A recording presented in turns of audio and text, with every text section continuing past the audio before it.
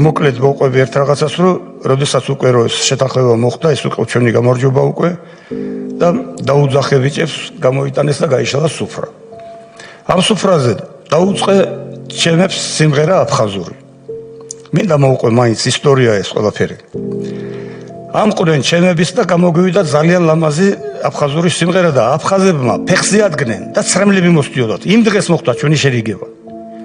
იმ დღის მერე აფხაზებს ჩვენს წინააღმდეგ ნაბიჯი არ გადაუდგიათ. მხოლოდ და მხოლოდ ის იყო, რომ სპეცსამსახურები, აფხაზების სპეცსამსახურები ჩვენი სპეცსამსახურებში, რა თქმა უნდა, ჩანერგილი ხალხი იქაც და აქაც და ასევე რუსეთის სპეცსამსახურები თუ რაღაცას მოგვიწყობდნენ, კანტიკ უნდათ ხანსად, თორე არასოდეს მაგათგან არ გვიგზნია რამე ისა. ამოდიოდნენ შეხვედრაზე, ამოქონდათ პურმარილი თვითონ ჩვენ ვახვედრებით და მთელი ეს წლები აფხაზებსა და ქართველებს შორის იყო მხოლოდ და მხოლოდ კბილი საუბარი და ნორმალური ურთიერთობა. რასაც ვერ იტანდნენ თბილისში რატომღაც.